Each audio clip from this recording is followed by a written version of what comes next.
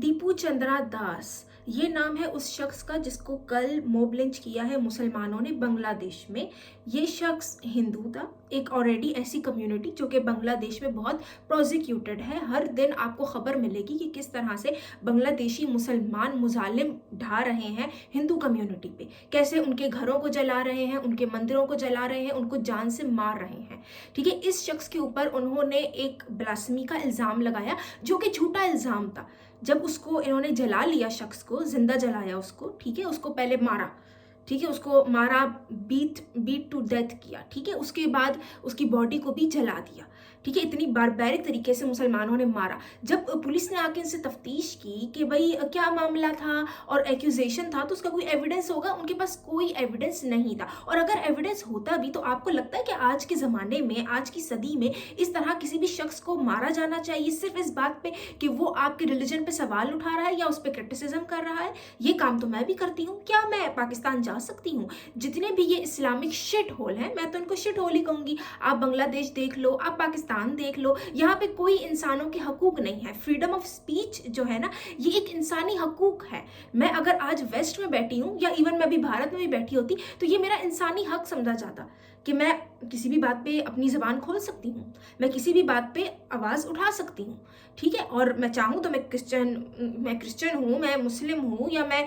किसी भी रिलीजन से ताल्लुक़ रखती हूँ, तो मैं दूसरे रिलीजन को क्रिटिसाइज़ भी कर सकती हूँ, उस पर सवाल भी उठा सकती हूँ। लेकिन ऐसी आज़ादी आपको इस्लामिक कंट्रीज़ में नहीं होती, ठीक है। वहाँ पे बेसिक ह्यूमन राइट्स को वायलेट किया जाता है, सही है। और उसका नतीजा फिर ये निकलता है कि जब आप वहाँ पे इस तरह का कोई सवाल उठाओ जो मैं यहाँ बैठ के उठा रही हूँ, तो आपको वहाँ लोग मार देते हैं, जिंदा जला देते हैं, ठीक है। या आपकी मॉब लिंचिंग जिस तरह से आपको दिखाया गया, और बड़ी पेनफुल और डिस्टर्बिंग वीडियो है जो मैं यहाँ पे दिखा भी नहीं सकती। मैंने खुद कल रात को जब ये वीडियो देखी, मेरी तो नींद उड़ गई। मतलब इस जमाने में, इस दौर में इतनी बारबैरिटी, और ये वो मुसलमान कर रहे जो मिलिटेंट नहीं है। ये कोई जैश ए मोहम्मद से ताल्लुक़ रखने वाले मुसलमान नहीं थे, ये कोई इस्लामिक मिलिटेंट ग्रुप के, आइसिस किसी भी ग्रुप का हिस्सा नहीं थे। नॉर्मल मुसलमान थे, कॉमन मुसलमान, यानी कि राह चलता जो मुसलमान आपको मिलेगा, बाजार में काम करता जो आपको मुसलमान मिलेगा, ये वो मुसलमान था जिसको आप मॉडरेट मुसलमान कहते हो, ठीक है। इन्होंने बैठ के एक अपना गिरोह बनाया, ठीक है। एक बंदे को जिसको पहले इन्होंने एक्यूज कर दिया था कि भाई इसने गुस्ताखी कर दी हमारे नबी की शान में, उसको जाके इन्होंने मारा और फिर जला दिया। नॉर्मल मुसलमान की बात कर रही हूँ। तो क्या जो मॉडरेट मुसलमान है वो भी टेररिस्ट नहीं है? मेरा मानना है वो तो टेररिस्ट है। मतलब आप किस किस मुसलमान को ढूंढोगे, किस किस की शक्ल पे, किस किस के माथे पे लिखा है कि वो टेररिस्ट है कि नहीं?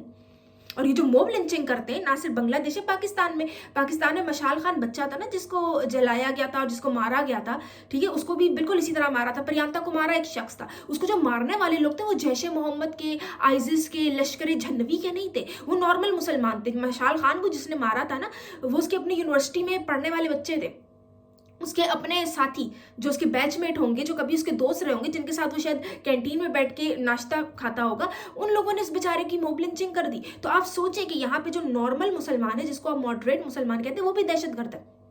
उसकी भी क्या मेंटेलिटी है कि उसको कहीं भी किसी पे शक होगा, शुबा होगा कि उसने उसके नबी के खिलाफ बात की, तो वो तो उस शख्स को जिंदा जला देगा, उसको पकड़ के मारेगा बेदर्दी से।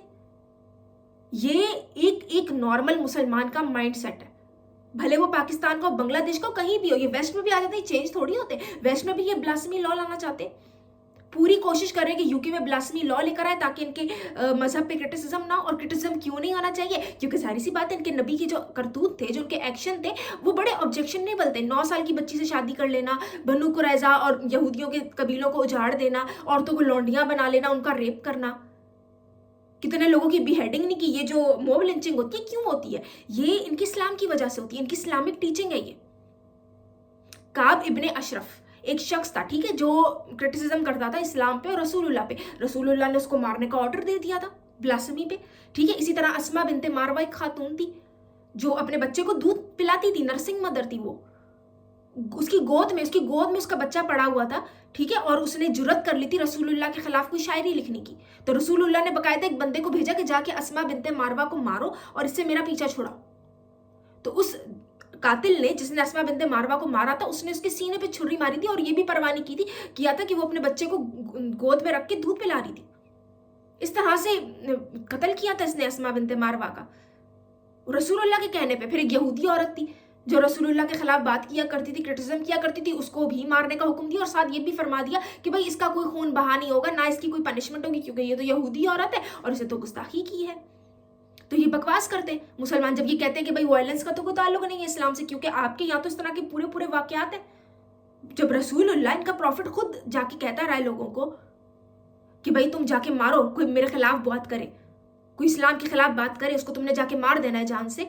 तो ये जो मॉब लिंचिंग कर रहे हैं, तो ये अपने रसूलुल्लाह की सुन्नत पूरी कर रहे हैं और ये इनकी टीचिंग्स है इस्लाम की। इसीलिए मैं कहती हूँ कि इस्लाम आज के दौर में इनकम्पैटिबल है आज की सिविलाइजेशंस के साथ। जहां भी दुनिया भर में जितनी सिविलाइजेशन देख लो, लोग प्रोग्रेस कर चुके हैं, लोग इवॉल्व कर चुके हैं, उनकी थिंकिंग इवॉल्व कर चुकी है। ये तो अभी भी 6ठी सदी के बारबेरिज्म में फंसे हुए। चोर के हाथ काट दो, कोई जिना करे, एडल्टरी करे तो उसको स्टोन टू डेथ। भाई स्टोन टू डेथ क्यों? अगर कोई फर्ज करो कोई शादीशुदा मर्द या कोई शादीशुदा औरत मरासिम बनाता है, बाहर जाके कोई ताल्लुकात भी बनाते हैं, तो आप उसको छोड़ सकते हो, आप उसको सीधी तरह तलाक दो। आपको स्टोन टू डेथ क्यों करना है भाई लोगों को? आप अलग हो जाओ ना। मैं अगर किसी से शादी करूं, कोई मेरा साथ मेरा शौहर हो, वो एडल्टरी करे, मैं क्या करूंगी? ज्यादा से ज्यादा मुझे ज्यादा गुस्सा आएगा, मैं उसको छोड़ दूंगी। मुझे स्टोन टू डेथ करना चाहिए लोगों को कि उन्होंने एडल्टरी कर ली, उन्होंने किसी और के साथ जाके सेक्स कर लिया, इस पे आप लोगों को जान से ही मार दोगे, और वो भी स्टोन टू डेथ, मतलब इतने बारबैरिक तरीके से। तो इस्लाम और ये बारबैरिज्म का तो मैं कहूंगी चोली दामन का साथ है। इस्लाम और ये टेररिज्म, ये तो जिसको कहते हैं ना हैंड इन हैंड जाते हैं एक साथ। आप टेररिज्म हटा दो, वायलेंस हटा दो, तो इस्लाम में कुछ बचेगा नहीं। ये हालत है इनकी। और अभी इस तरह से बेदर्दी से उस शख्स को मारा है। अब मैं यहां बैठी हूं, मुझे खुद डर लगता है भाई कोई मुसलमान हो कभी भी किसी को मार दे। ये इनके हालात है और ये बात बिल्कुल हाईलाइट होनी चाहिए। ये कोई पहला केस नहीं है, पाकिस्तान में हर दूसरे महीने ये केस हो रहा है और ये बताता है कि इनकी आइडियोलॉजी किस किस्म की आइडियोलॉजी है। प्लीज आप इस वीडियो को शेयर करें और लोगों को बताएं कि ये जो मुसलमान मॉब लिंचिंग करते हैं ना, ये कोई ऐसा नहीं है कि ये बेचारे जाहिल रह गए या ये पागल है। ये पागल भी नहीं है, ये इनकी इस्लामिक टीचिंग्स हैं जिन पे ये बिलीव करते हैं। इनके प्रॉफिट ने हुक्म दिया था लोगों को ब्लास्फेमी पे मारने का, उसी को ये सुन्नत को पूरा करते हैं। प्लीज लाइक शेयर और सब्सक्राइब करें और ये वीडियो शेयर करें ताकि लोगों तक नॉलेज पहुंचे असल इस्लाम की कि हो क्या रहा है। और इन्होंने तो चेंज होना नहीं है, इनकी आइडियोलॉजी का ही कुछ करना पड़ेगा, क्योंकि ये आइडियोलॉजी बहुत खतरनाक है, बिल्कुल इनकम्पैटिबल है। हर दूसरे दिन देखो दहशतगर्दी का वाकया। पहले अभी इन्होंने यहूदियों को मारा था और अब ये यहाँ इस बेचारे बंदे को मारा है इन्होंने। हिंदू कम्युनिटी जो ऑलरेडी प्रोसिक्यूटेड है बांग्लादेश में, डिफेंसलेस लोग हैं भाई, वो अपना कर ही नहीं सकते, अपने आप को कैसे बचाएंगे वो? और फिर ये जाके बकवास करते हैं कि जी हम विक्टिम हैं, फलस्तीनी विक्टिम हैं। फलस्तीनियों ने हमास, जिसको खुद इलेक्ट किया, जिस मिलिटेंट ग्रुप को, सेलिब्रेट करते हैं ये। अभी तो ये वॉर खत्म हुई है, पूरा गाजा तबाह हो गया, कहते हैं कि जी हम जीत गए। वॉर को ये एंजॉय करते हैं। हमास को उन्होंने खुद इलेक्ट किया, हमास को उन्होंने खुद पैदा किया। जो बांग्लादेशी हिंदू है उन्होंने तो कोई ऐसी मिलिटेंट ग्रुप नहीं बनाया, उन्होंने तो कोई अपने लिए हमास खड़ी नहीं की हुई, वो तो कुछ नहीं बिगाड़ रहे बांग्लादेशी मुसलमानों का। तो जेनोसाइड उनका हो रहा है या फलस्तीनियों का हो रहा है? उन फलस्तीनियों का जो खुद हमास को लाते हैं और जो खुद खुश होते हैं और अभी फिर जश्न मना रहे होंगे जो ऑस्ट्रेलिया में मारे गए यहूदी। तो मुझे नहीं समझ आता ये फलस्तीनी या मुसलमान प्रोसिक्यूटेड है या ये जो बेचारे बांग्लादेशी हिंदू या जो पाकिस्तानी हिंदू है वो प्रोसिक्यूटेड है और उनका जेनोसाइड हो रहा है। मुसलमानों का विक्टिम कार्ड बंद ही नहीं होता। लेकिन अब टाइम आ चुका है कि इनको एक्सपोज किया जाए। इनकी हदीसों के जरिए, इनकी अपनी आयतों के जरिए इनको एक्सपोज करना बड़ा जरूरी है।